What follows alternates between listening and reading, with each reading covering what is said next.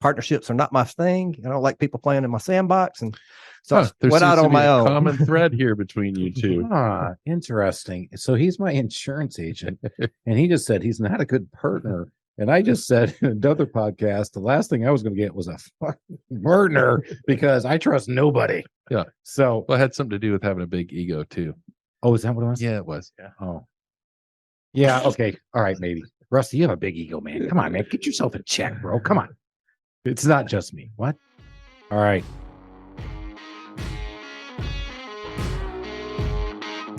Welcome to the Small Business Safari, where I help guide you to avoid those traps, pitfalls, and dangers that lurk when navigating the wild world of small business ownership. I'll share those gold nuggets of information and invite guests to help accelerate your ascent to that mountaintop of success. It's a jungle out there, and I want to help you traverse through the levels of owning your own business that can get you bogged down and distract you from hitting your own personal and professional goals. So strap in, adventure team, and let's take a ride through the safari and get you to the mountaintop.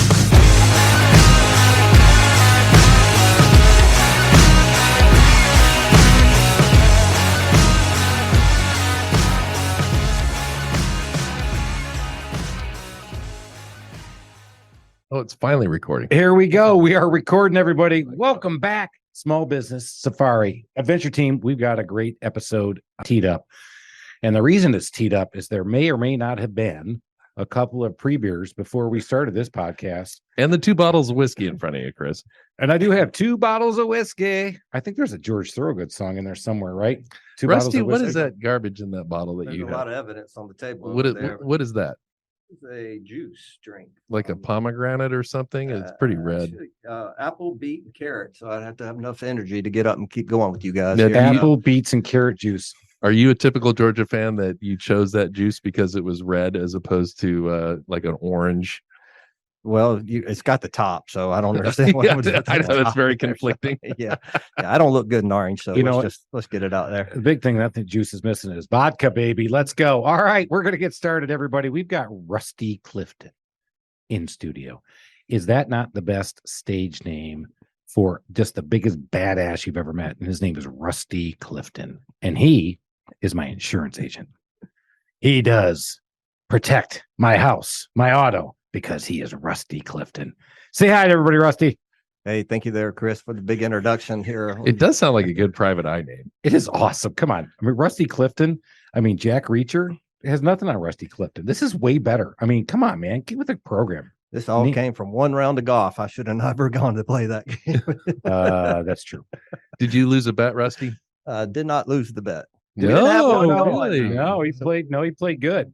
And but yeah, my buddy slept his name. So we're going to talk all things insurance, but we're also going to talk about how to build an insurance company because Rusty has built a company called Fairway Insurance.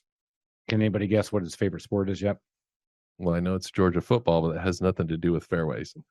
Well, it could be. No? I mean, I always have 18 appointments every day. So, nice. I like it. I wish that was the case, but somebody's got to do the job. So, Rusty, you were born and raised here in Georgia. No, where were you born? Petersburg, Virginia. Wow. 1969. So you're familiar with that area, working for SunTrust. So you That's know where right. that is. I do. It's a heck of a Now, how'd you find your way to Georgia? In 76, my father was transferred to Macon, and he was working at Brandon Williamson Tobacco Corporation, and that's when they started the new plant down here. So we moved here, and everything's been history since then, and moved up to Atlanta in 1991. So I've been in Atlanta for 31 years now. 31. It's a long time. Wow. Hard to think about that. That it starts to hit a little bit, doesn't it? It is home, unfortunately. Yeah. I don't go back to Macon often. My mom's still there, but I love Atlanta, and that's where I put my roots down. And there are hot life. places in the world, but is Macon not one of the hottest places in the world? It's where the gnat line begins, my friend. That's all you need to know. That gnat line is a real thing. What is the gnat line for everybody listening? Because we have listeners right now in England and India. Yeah. So I-16, look at your map. North of that, you don't have gnats. South of that, you have gnats, and they just swarm around your face and any little orifice you may have exposed. And so there you have it. So yeah. So not Just exactly don't- God's country in Macon. I don't think God worked out the world and said, Macon, you're there. I think he said, Macon, hey, devil, I got a great place for you, bro. That's where Capricorn Records came from. There we go. So you came up to Atlanta.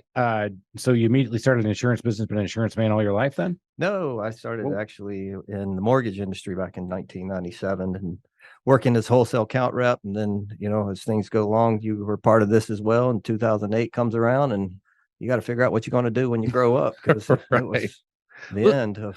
So you got into financial mortgage, markets. you got in the mortgage wholesale side. So for a lot of listeners out there may or may not understand what that is. Just that's not selling mortgages to the end user. So what were you, the end user being homeowners? I guess I should use that real word. But so tell us a little bit about what that world was like. So the Big Short obviously tried to define it one way, but I would argue with you a different way on the Big Short. But we called on mortgage bankers, brokers, and financial guys, and actually we were the bank on the end. So we were funding the loans, underwriting the loans. Then we take them to Wall Street and securitize them and sell them off as mortgage-backed securities. And of course, that's the end of 2008 since the last time they did mortgage-backed securities. So you got to find something else when you want to do when you grow up, and So here it is. you said the movie The Big Short, but the movie I was thinking of in the world you were in was more like, can anybody help me here? No, you're Come on. on, You're on really? your own island. Wolf of Wall Street? Oh, Wolf of Come Wall on, Street. baby. I'm thinking Rusty Clifton, mortgage-backed securities. Man, high rolling, big money everywhere, money flying out everywhere. He's just doing everything. Got a big boat.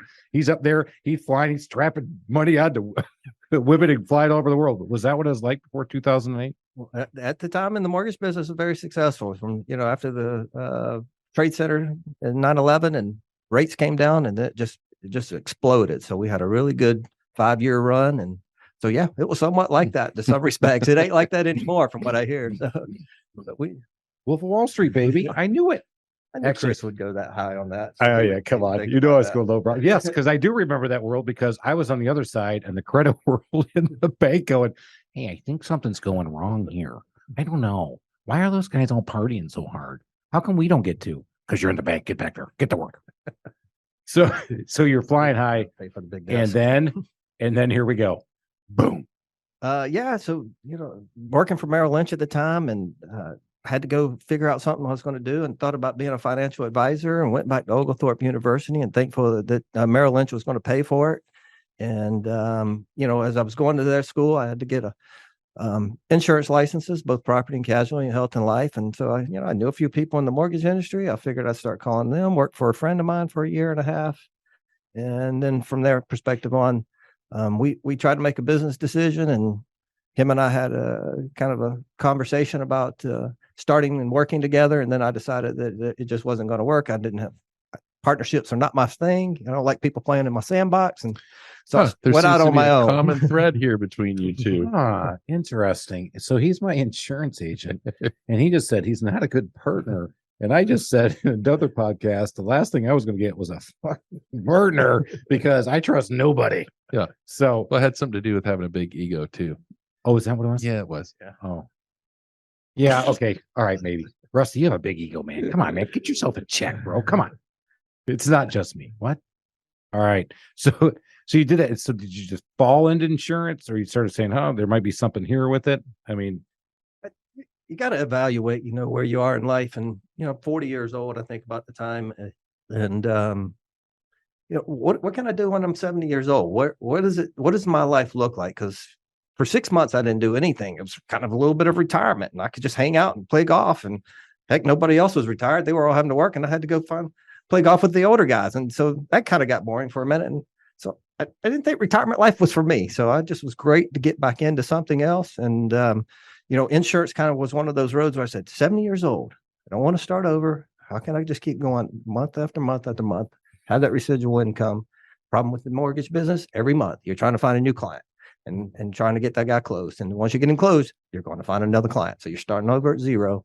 right. And I just didn't want to do that. There's lots of ups and downs. You got a rate sensitive market. You got a cyclical market based on the sales cycles and things like that. So it was just something that I just got burned out on. Closing 100 loans a month was just stressful, and they were all purchases, and you're trying to get people in houses in 30 days.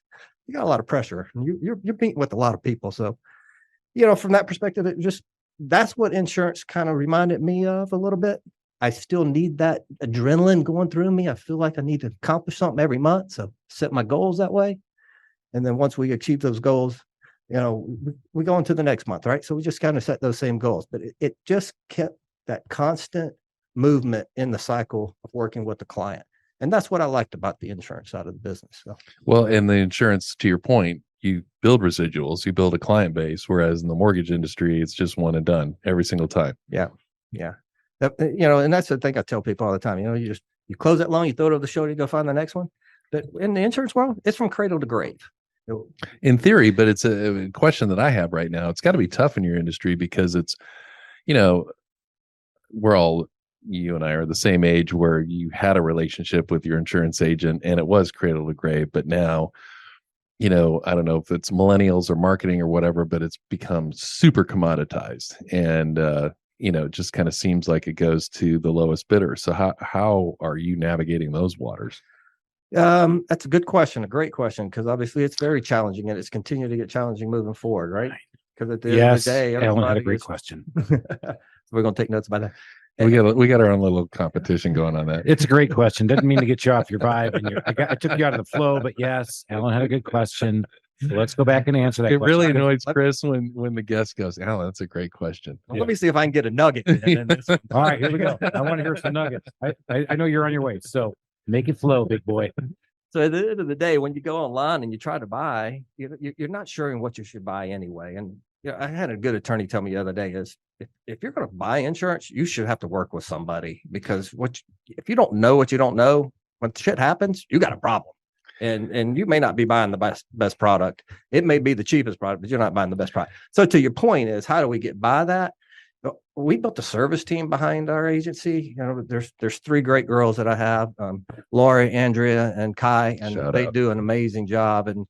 And without them, I'm only as good as the people behind me. So that's just really what it is. I have a great team, and I fit well with my team, and my team supports my weaknesses. Do you have your team actually have like a regular touch points with your customers as opposed to just being there, ready to go when the phone rings? It is a reactive kind of business, right? Because something bad has to happen, and we've got to respond pretty quickly. And so during the sales cycle of the initial ones, yes, we do have some touch points that we just want to make sure everybody knows who to go to. Mm-hmm. We send out some rocket referrals and some emails that obviously help with that from a technology standpoint. Love to say we were great at that.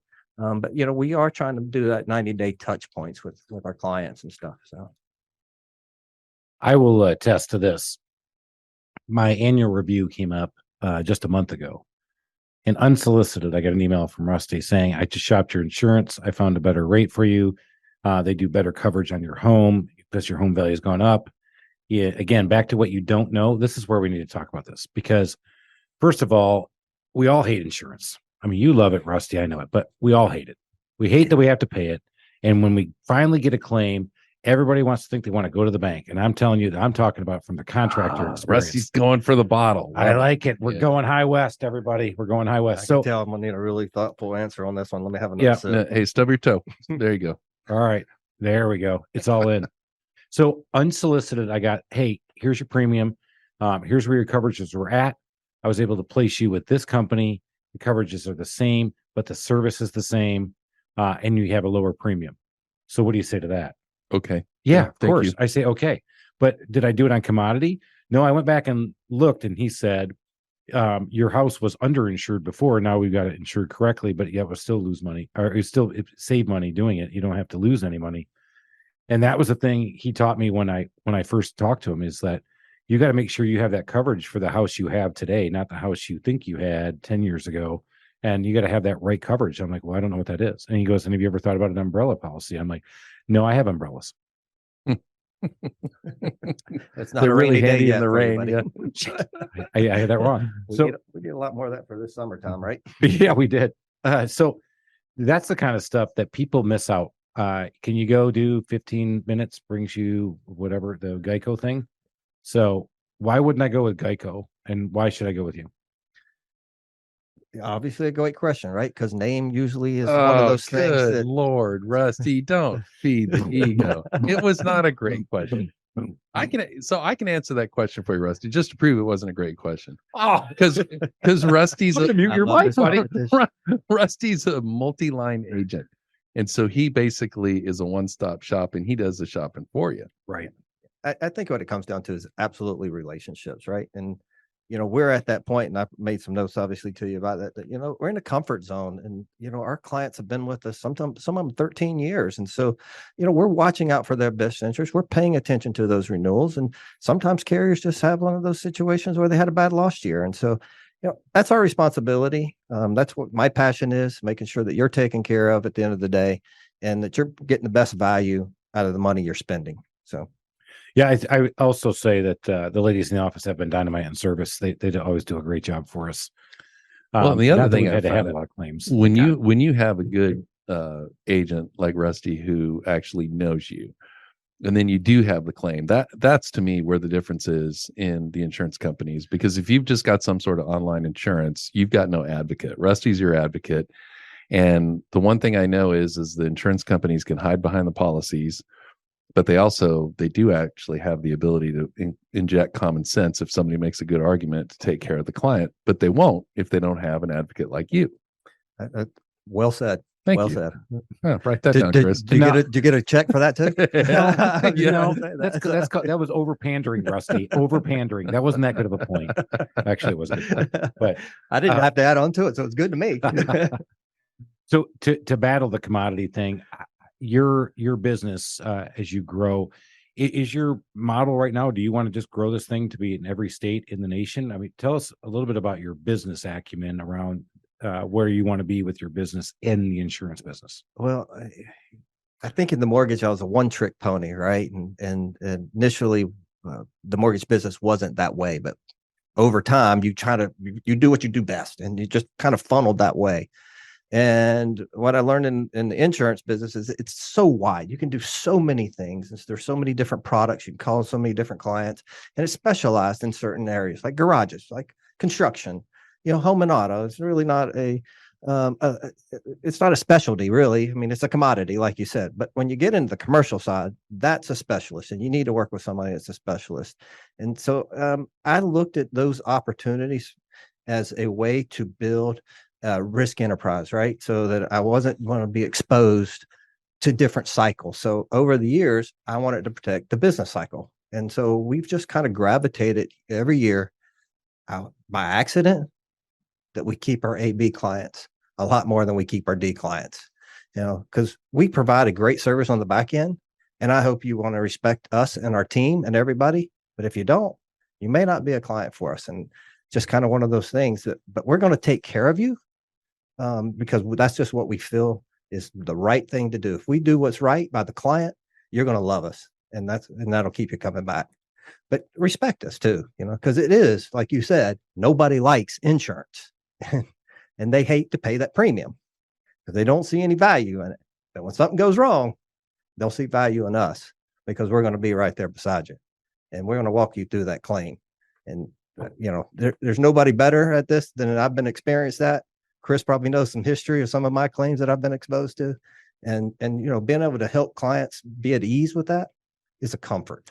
Give us a good story. Yeah, let's hear it. You don't have to name names, but you got to name some of the incidents because there's some good ones. I wish I had some. This is I know a thing or two because I've seen a thing or two. Right.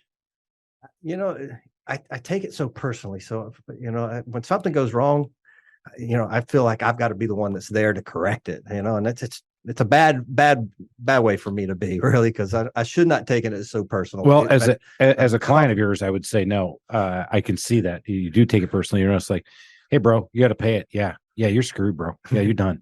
No, you were not like that at all. You're like, oh my God, this guy is just getting hammered. I'm like, oh no, what's happening? Yeah. So, and being able to dive in it and recognizing those situations, to diffuse the problems, right? And help our clients get comfortable in those situations is what I really focus on, because things happen. Things do happen. We're going to digress and give you a little time to think about it, but we still got to hear some good stories. So let's go to the story. I think really one of the ones I need a little bourbon. It's more about learning during the process, right? And we had a tragic situation happen with the client, and Still not sure that we were totally responsible on our side, but that's for the court to decide, right, and the facts to decide those kind of things. And but it was a tragic situation, and it took 4 years to play out. And 4 years. But you learn the process right there every time of getting into depositions, reservations of rights, and these kind of things that go on in the attorney world and the side of the legal side. And when a client gets those, and they're calling us to give us the answers, hey, what's this process, things like that. And so I'm not saying this is a good story. It was just one of those that educated me the most about the process of how an actual bodily injury claim goes. And I think that's valuable that I can share with other people, because that experience is important, right? When you have that loss is important. I had a client that once, we had his home and auto, and we had his motorcycle. And his motorcycle, he decided he wanted to go somewhere cheaper. And I only write motorcycle coverages one way, and I won't get too deep into that. But he had an accident. Somebody pulled out in front of him. Mind you that somebody else had insurance. He never bought uninsured motorist, or he didn't buy enough uninsured motorists on his motorcycle policy. So when that car pulled out, we had to turn around and pick up that claim on our personal auto policy for him, because we had wrote his policy with high limits of uninsured motorists. And so he turned around and was able to utilize that.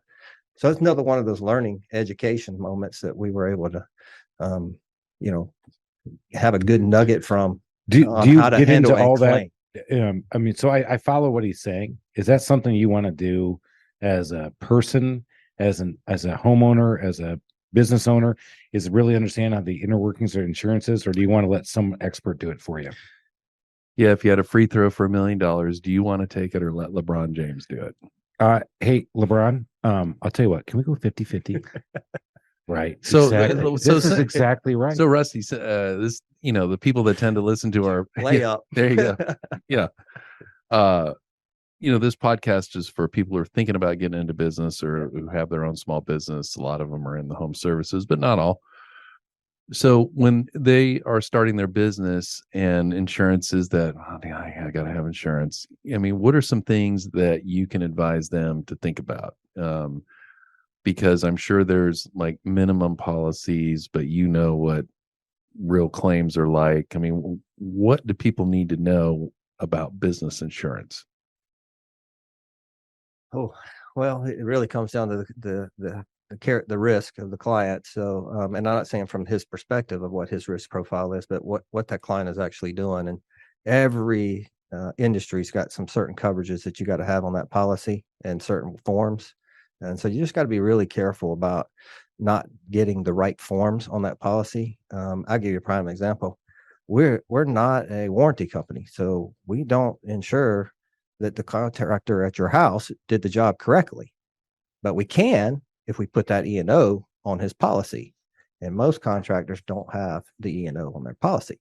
They just bought the general liability. And at the end of the Because day, they wanted to say, I'm insured. I'm insured. And Yeah. nobody's 100% fully insured. So let's just really get it out there. It's one of those, statements out there that make me chuckle a little bit, because we don't insure everything. There's certain things we just don't insure. We don't insure that the contractor built your house correctly. Right? They have construction defects, liens, and stuff like that.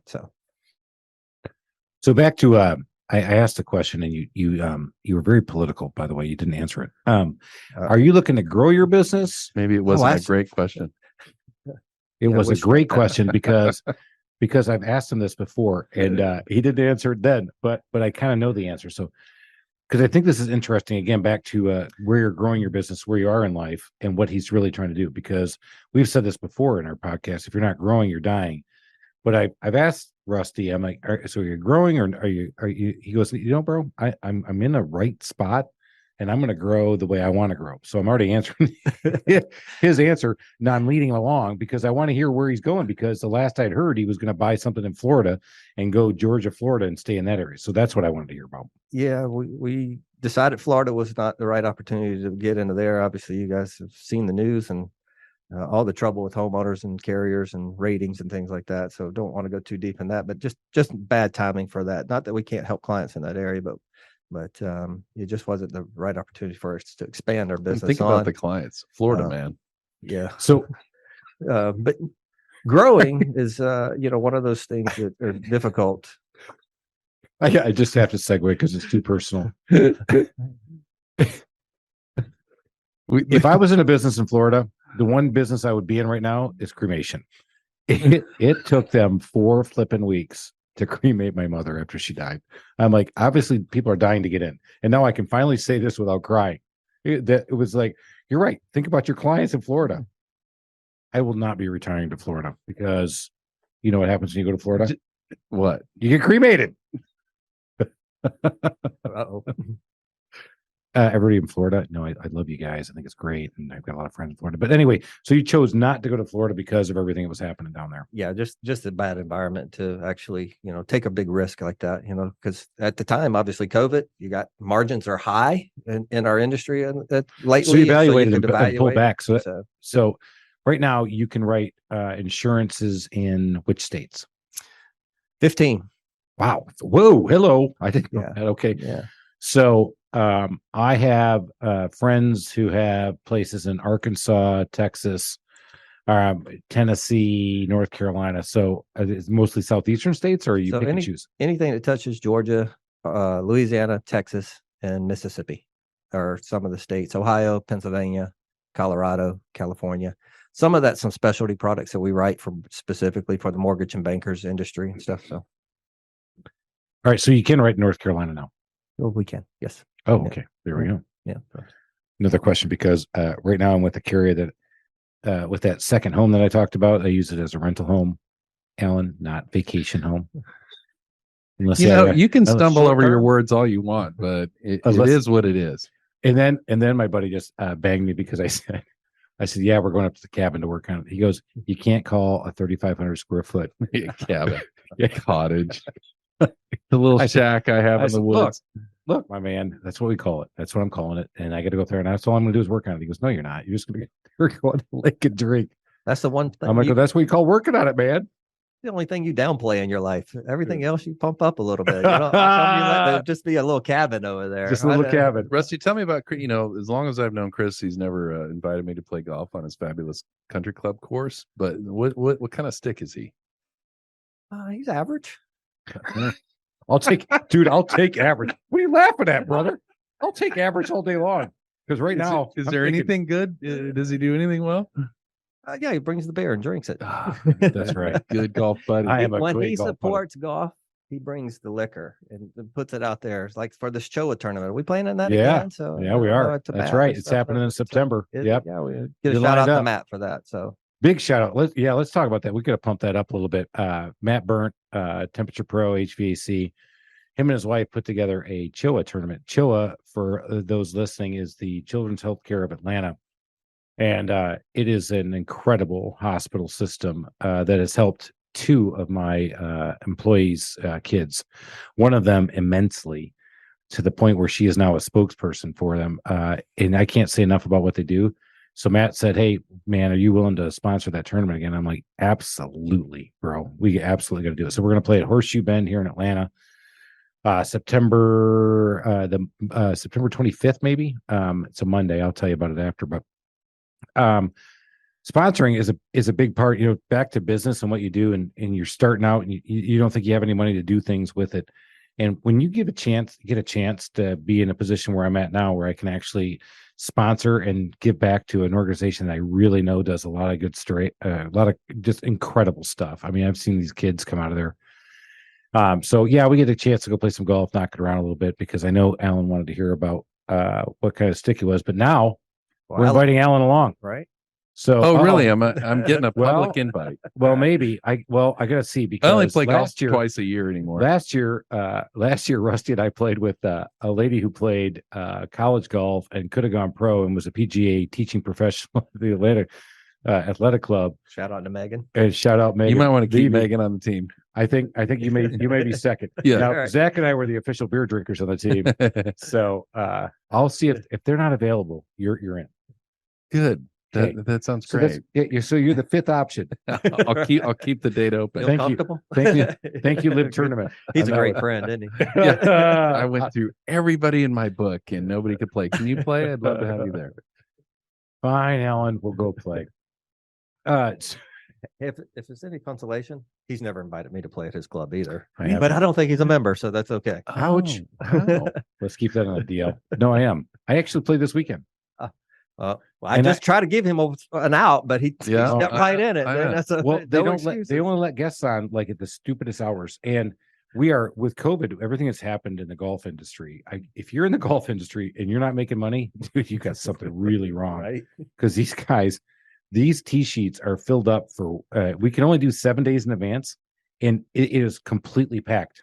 Yeah, COVID's the best thing that ever happened to golf I think so since too. Tiger Woods. Yes. Yeah, and Yeah. Tiger Woods, that's right. Yeah. Yeah.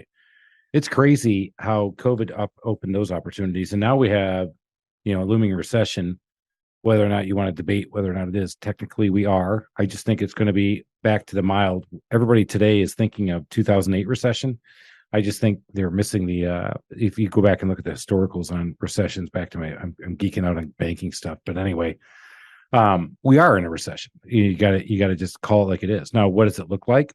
Well, we're also in an inflationary recession, which is going to make it feel a lot worse in the fall. And the fall is when I think we're going to see in 2022, we're going to see some things really play out because food prices will really hit us up hard. I'm not a prognosticator. I don't know about all this, but I do know that we are. You can't say we're not. It's just not as deep as 2008 because 2008 was a once in 100-year event. Well, And it's then we had a because Rusty pandemic. was out there partying and lighting, with this. boom, Yeah. boom, boom, boom. Thanks, Rusty. Yeah. Thanks, Rusty, for your big booming up in New York in the clubs. Hope with it the was girls. worth it. So, Rusty, let's get back to so you started your business, you've grown your business, you've actually done it with your wife. Yes. Been a great partner. I'm just very thankful. 20 years we've been together now. And Awesome. she really helps, push me to be a better person. And that's, all I can ask for. Out She's of her. actively involved in the business. She's actively involved. We were both actually in the industry, in the mortgage industry, both doing the same thing. She's working for National City. I was working for First Franklin, owned by Merrill Lynch. And then, she got the call on December 31st. They don't show up on Monday. We're done. We're closing. So, Wow. Really? It was that draconic. yeah. Do not show up. Yep. Don't show up. Is 4 draconic o'clock a word? conference call on December 31st. It was crazy. And we just it was 2006. 6. So, yeah. Wow. They saw it coming before then. Yeah. So you guys obviously, do you guys co-own the business? No, actually, when she opened an agency to her technically herself, but she didn't transition into the agency until 2012. When we opened in 2011, I was actually working with another buddy, and then she helped transition us out of that situation, right? And then in 2012, we actually joined a networking group, and then I want to do another little shout out to some of my partners and everything out there, and with SNA and Southeast Network Agencies. There's 22 of us, so we aggregate together. It's part of our risk enterprise management system and stuff. And so, by doing that, we can actually look bigger than just an individual agency. And then, it helps us protect each other. From a risk enterprise standpoint, it helps us maintain contracts, get bigger contracts, negotiate better commissions, things like that. So, but then, we always bring consultants in. We talk about business. We talk about the carriers, talk about the claims, the experience, things like that. So, it's just a great consulting group. Like you got the mine guys and stuff like that. Yeah. And so My mind guys.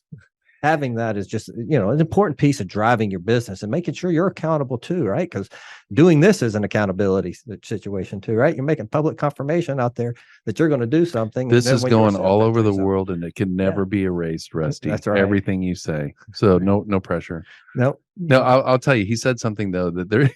I'm speechless. I'm just messing with him. I know that was He's good. He was I know, it's nervous fun. when he came in, and I know. and he's doing. I know, but you just absolutely locked him down. I know. Do it. No, you know what? And that's just because he's doing great. So now I can bust his chops. But is doing great. Yeah, I he agree. said something that is worth repeating, and it's just been a constant theme since we started doing this podcast. Chris, what are you looking at? Nothing. No. Facebook- Is what I'm saying not Facebook- interesting? No Facebook Live looks. I'm just seeing how many people are watching, bro. I'm just seeing how many people are watching. Looks like 3. I'm back on the And- podcast, yeah. everybody. Sorry, trying to do So- two things at once, which I'm really good at, by the way. Yeah. No, What? we've discussed this before. It's just doing many things at the same time poorly. That's So my job, but- baby. Rusty. Great place So to be. to keep us on point, he brought up a great thing that's been a theme that has bubbled up. We haven't premeditated this, and it's the fact that everybody's an entrepreneur and you feel like you're on your own, and the people who are successful are the ones who somehow figure out a way to get an accountability partner, get a group of trusted advisors, your own de facto board of directors, whatever it is. And I think that's just such a huge thing. You shouldn't be doing this by yourself, and there's a way to collaborate with other people. There are other people that care about you and want you to be successful. You have to be mature enough to take their advice, because I'm sure every once in a while you hear something in your group that you're not really thrilled about, but then all of a sudden you think about it a little bit and you're like, maybe they're not that stupid and maybe I should actually do that. You're smiling. Yeah. Yeah. Well, I think Chris brought up a point earlier. What is it that you want to do with your business? Where do you see your business going, right? And how do you get to that next level? Because as I said earlier to you, off mic, I've got a job. I don't really have a business. I still work in it every day. So I've got to transition out of that mindset into a different mindset that you need to be able to, when you leave, it's worth something to somebody else. And if you're not there, it's still worth something to somebody else. Right. And that's a tough place to be, right? Because you got to let go. It's Letting go is it's- really tough because it is hard. That's your baby, bro. And yet you're Letting go means more golf. It's pretty simple. yeah. How about more UGA football games? More Coincidentally, Spain, on more Saturday. more Cabo, More Spain, more everything. Barcelona, More Barcelona, more paella. paella, which is going to be one of our upcoming podcasts, how to cook paella, which has nothing to do with running a business, but we're gonna get the Spanish guys on to teach us paella.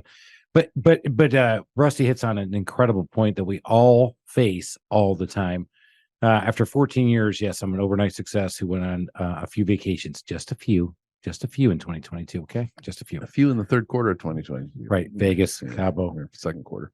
Michigan, Barcelona, Spain. Well, thanks for showing up on Wednesday night to have this podcast. I know. with me. Well, honestly, it was kind of tough to fit in, bro. It was kind of tough to fit in because I just worked on my fall Feel program. special. Wait till we get off mic. I'm going to tell you about my fall program for football, and I've got a lineup this year that's going to be decent, but next year's going to be awesome. But anyway, back to this. It is hard to get out of the management zone and get into the entrepreneur zone, and it's very frustrating because you'll be in these accountability calls, and people will tell you, "Hey, Rusty, get out of your business. Right? Just don't go in the office 2 days a week." Okay, I won't. Okay, I won't. And you come back and you're like, well, what the hell are you doing? You're not doing it the way I thought you were doing. Okay, stop. No, stop. Oh my God, you just screwed everything up. So you get back in, you no, Rusty, you have to stay out of it. I'm good. All right, let's talk a little bit. Chris, stay out of it. No, okay. That's really where it came from. And I was like, it's hard. And then I said, okay, I realized now I've got to sit there and I've got to start documenting all the processes. You mean I got to close my door and sit in my office and document processes? You love processes. I do, but the documenting of them, it's not my thing. I want other people to document them. So I brought a guy in to document them for me because I couldn't sit there and stay focused on one flippant task for more than 5 minutes. 5 minutes. All right, That'd be a 5 seconds. record. Well, Record. that is a huge record, but that's the hard part, right? And but I will tell you, and you hear it all the time. You hear it all the time. If you do it, it will set you free. And that's not tell the truth. It's document your processes and document and then empower your people to do your thing. But it's really hard to execute and let go. And so it sounds like you're in that mode right now. We have a little saying, let's take a vacation, right? Because that's where you're going to find out. There's Chris. I got a t-shirt for that shit, baby. I picked that. That's I my thought new that's t-shirt. because you were already there. That's his new mission You- statement.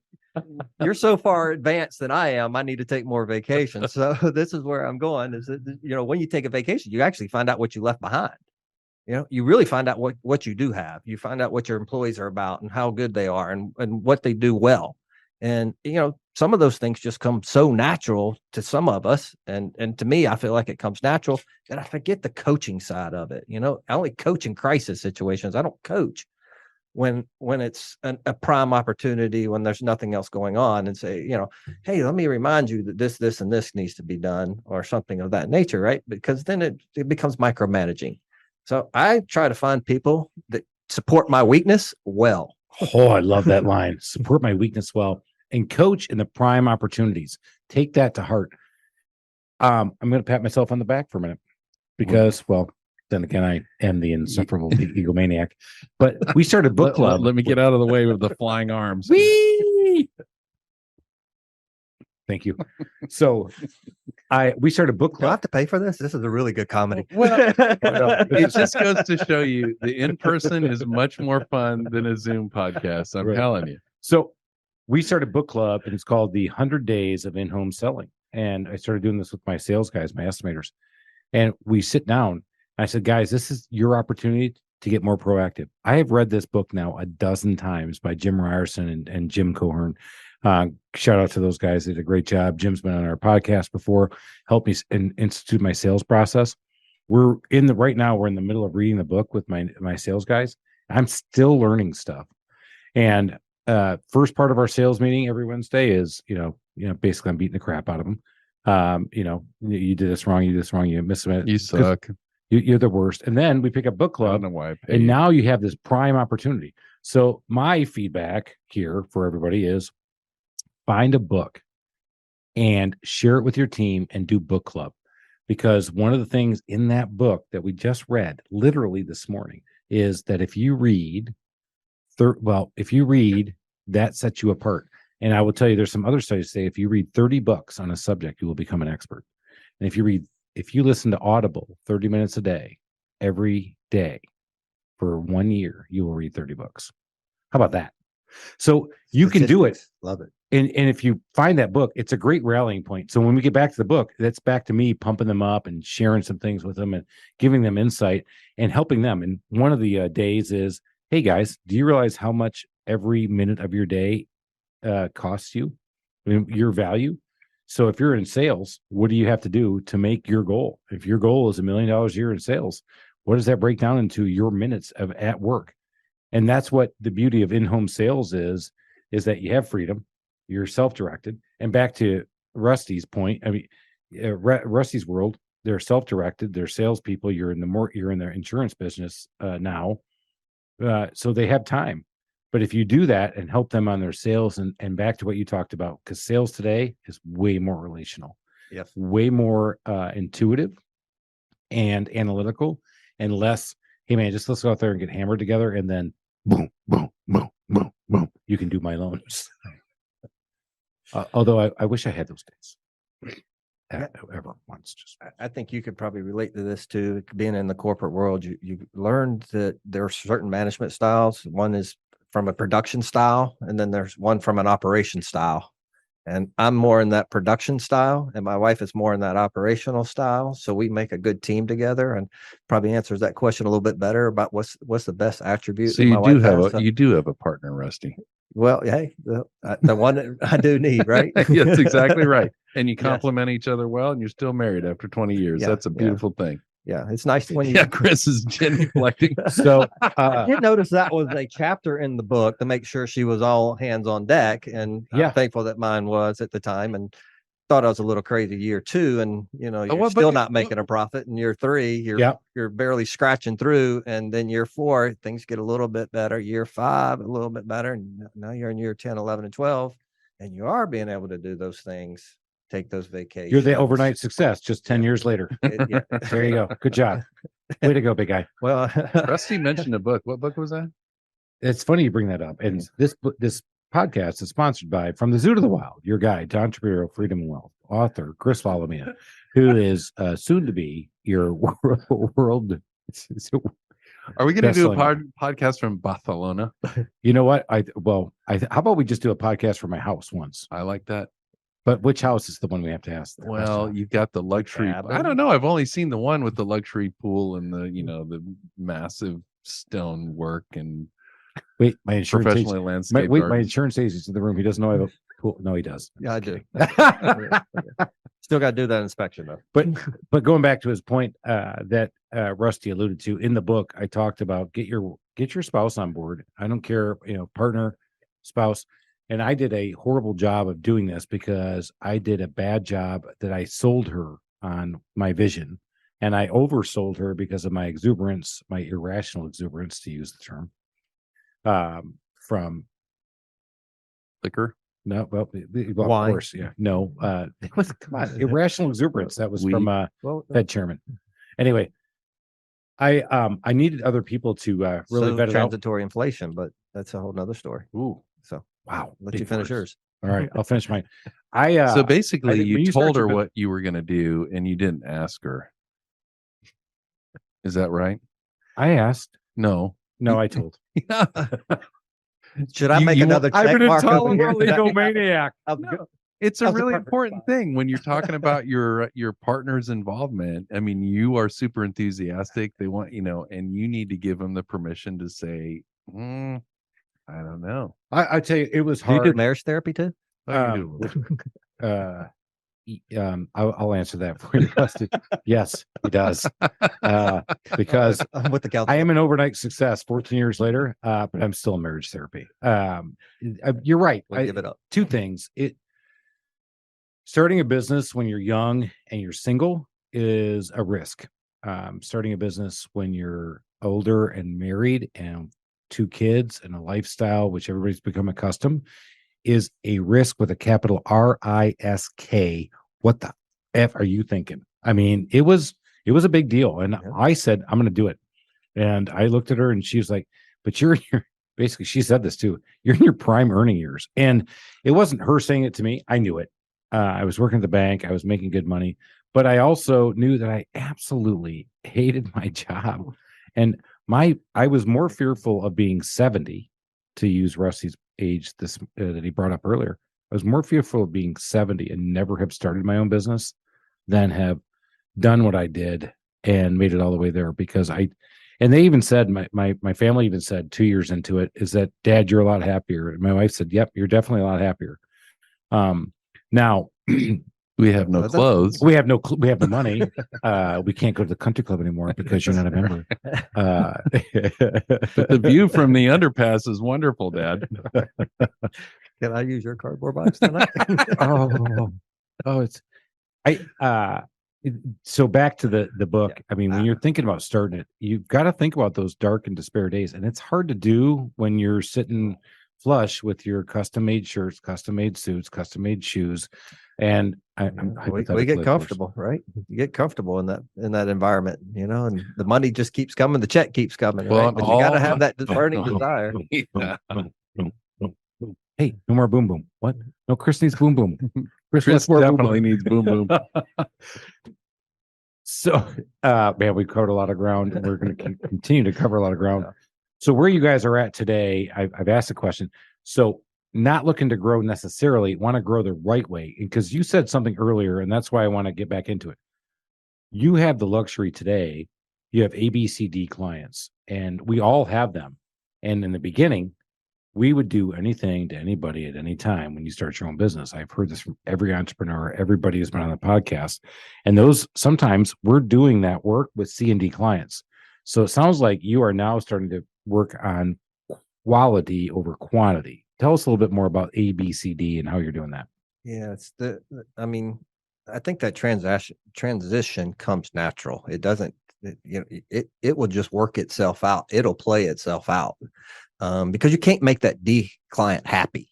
That D client's never going to be happy, and they're going to try to find happiness somewhere else. Go right ahead. We're going to do our part until you find that next person.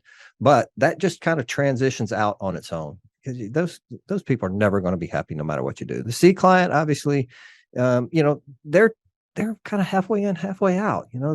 That's their life. That eventually they walk away too. But that A and B client who's serious about their business spends a lot of time and just getting their business to grow.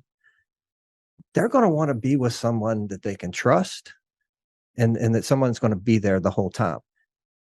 Yeah, I don't want to get into premium, but the premium changes. Do you like the guy enough? Do you trust the guy enough? And if you do, then you're going to stick with them. And if your clients are getting taken care of and you're doing the service on the back end and you're taking care of them and you're doing it with a smile, they're going to stay with you, because it is, in the insurance world, a lot of paper being pushed on a daily basis. We're renewing 5 clients a day. Wow. So it's a lot of people moving through the system, and there's 5 of us doing it. So, wow. So wow, 5 clients a day. That's a big number. We're all sitting there. I mean, we're all salivating on that number, I'm sure, because you're like, oh my God, that's 5 clients a day. I'm sure if you're listening to this, you're thinking, Rusty just did $5 million a day in business, because that's what we all do when we hear everybody else, because everybody else is always tonning it. But you've done a great job of doing what you do to build your business and build that transaction, but also build the relationship in a transactional business. I think that's the key theme here. Building a relationship in a transactional business is really hard, and that takes dedication, hard work, and doing what you guys do. yeah, I did this the other day in the BNI meeting, and I just was like, let my work speak for itself. I'm not really great at marketing, but my work and my experience should speak for itself and should bring a lot of value to you. And you'll just have to learn trust in that process. And that's what insurance is about, trusting. And so if you're working with an expert, make sure that they know what they're doing. And there's a lot of people in this business that don't know what they're doing and don't know how to write a policy. I write some big commercial policy coverages for some townhome communities, and I have agents call me all the time. What does that mean? You're in the business. You should know that. Wow. Yeah. That tells you something. Right. Mm. And again, if you're a business person, you're a homeowner, you're a car owner, let's just say you're one of those 3 groups. Do you really know what your coverage is, and what does it get you when that time comes and when it's not good? So I would tell my personal story. So my son was in an accident. He was 17, turned 18 by the time it happened. And Rusty is the one who basically told me how to navigate him out of the system the best way. And his advice was something that I have friends who are lawyers. I've talked to them. I talked to other people, his advice was the one that helped my son get out of the system the quickest. And again, it was both of them were going into the same lane at the same time, and he ended up getting a ticket. And it was an unfortunate situation, and it was a bad situation. It should have just been a no fault situation, but it was a fault given to both. And Rusty's the one who guided me through it, which I had no clue how to do it. So that's where the value is. That's where the premium comes from. And that's why we all hate insurance. But I can tell you, I really like my insurance guy. Well, and I'm happy to be insured. Right. I'd rather you work on your business Then work on my insurance. than work on your insurance, right? Thank you, brother.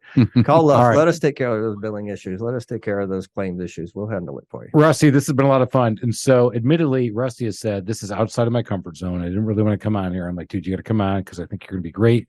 And Alan, He was great. he was great. We loved it. All right. But now you're on the spot.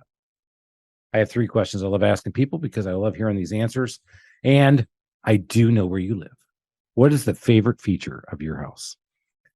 So Chris, you were there, and you were an instrumental part in my feature of this new construction remodeling of the kitchen. So that has really changed the face of the house completely. So opening up that kitchen was awesome. That's I awesome. Appreciate your help on that one.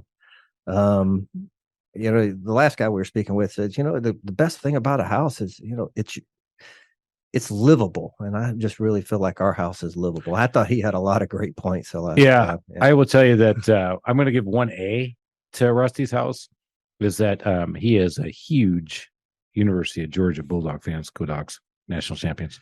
Way to go. I'm so glad to be a national champion this right. year.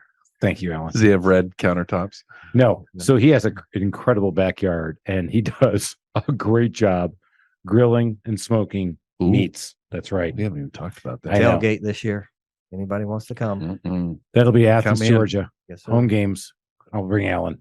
We'll be there. So favorite feature. So I think his backyard is phenomenal too. And that's a great hangout spot.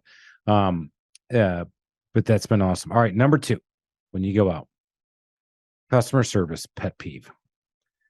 Oh, Well, it's for me, it's real simple, and it's answer the phone when the phone rings. I hate going to an automated attendant. And Oh, then, God, you yeah. know, today it's just gotten worse, and it's just so much more frustrating. And I think communication is so important today. So you got so many ways to communicate, and to still use an auto attendant is still frustrating. You can do so much better. All right, I got 2 stories on this one. Ready? Here we go. Number 1. I have Did we have a choice? nope. Okay. Mobile device management. I have 32 iPads deployed in the field, and I have to keep control of them.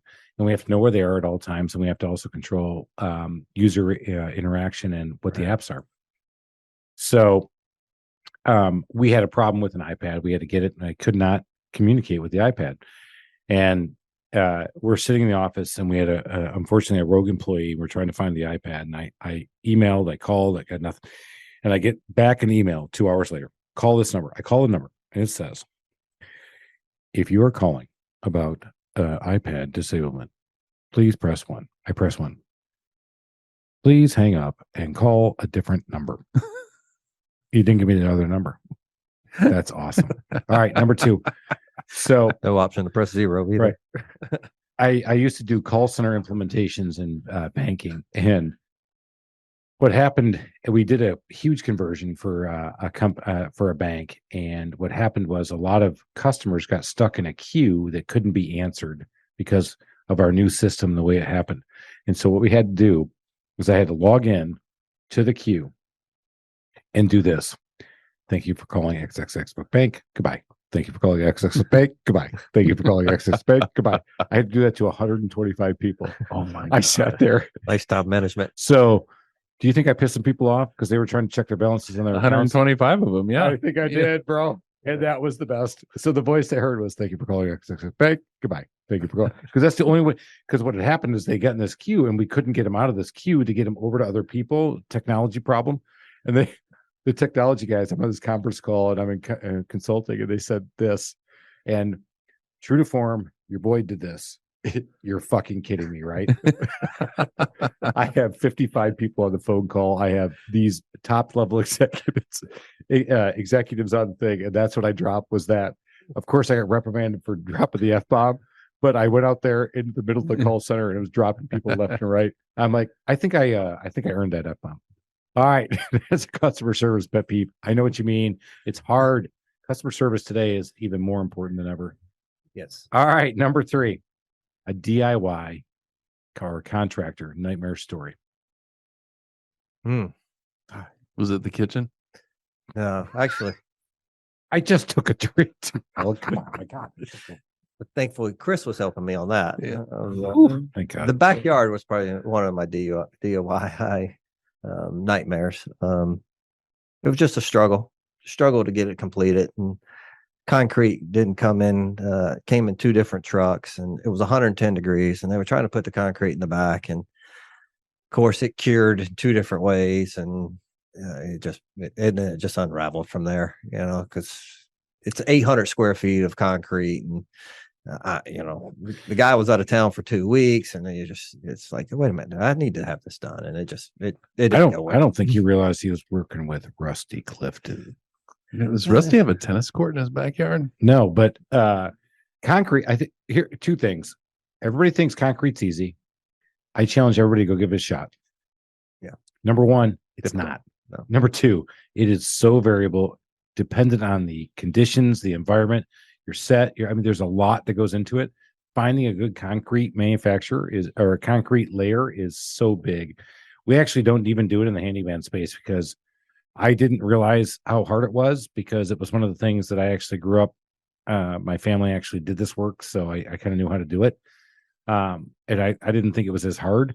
Now realizing now it's that hard. So that's number 1. But number 2, how about taking that shit out? Hey, I'm not happy. Well, can you put a coating on it? No. What's your name? Rusty Clifton. It's not Jack Reacher, it's Rusty Clifton. I trained Jack Reacher. Well, man, hey, that's maybe how we got that coating put on then. So you guys ended up putting a coating on it. They had to do something. Yeah. It got to a point where, tensions got high. Let's just say it. Yeah. Yeah. I wish I had Rusty's name because I usually use, do you know my wife? Because she's nice to you now, but you don't want to hear the rest. She doesn't listen, does she? No. Oh, thank God. In fact, She's got her hands full. in She needs fact- a big shout out. Way to go, Nicole. in fact, she only made it through half my book. Did you take out chapter 2? Whoops. Oh, maybe that's where I think she did stop at chapter 2. And so on that point. All right, Rusty, how can we get a hold of you? How can people check out, find out about insurance, get insured the right way? You said you work in 15 states, obviously not 15 countries, but however, if you're living here, you're interested, how do you find out Rusty Clifton and what he does? Yeah, one of the best ways is to go to fairwayinsuranceadvisors.com, or you can call me at 678-252-0500. And one of my staff members will answer that phone. I promise you. So, and as long as you call between 8:30 and 4:30, that's when we'll have the most staff at the office. Alan, anything to add to that? I just love insurance guys' hours. What was that It's number? a little bit better than bankers, but 4:30. you This got time my, of year, you can get 18 holes in after work. You got my cell phone. Fact, by the way. Yeah. I proved that over the weekend. That was nice. That's right. You can, if you skip it around. All right. Longest day of the year, just the other day. Just happened. I hope you guys gained some value out of this. Some incredible gold nuggets. Listen to an insurance guy, but also incredible background, incredible dude. You got some great information, great insight into what happens in this world of small business. Go make it happen, Adventure Team, and let's get up that mountaintop of success. Cheers. Out of here. Cheers, Rusty. Enjoyed it. Thank you for listening to this episode of the Small Business Safari. Remember to keep that positive attitude, which will reflect in a higher altitude as you're out there making it happen in the wild world of small business ownership. Until next time, go make it a great day, Adventure Team.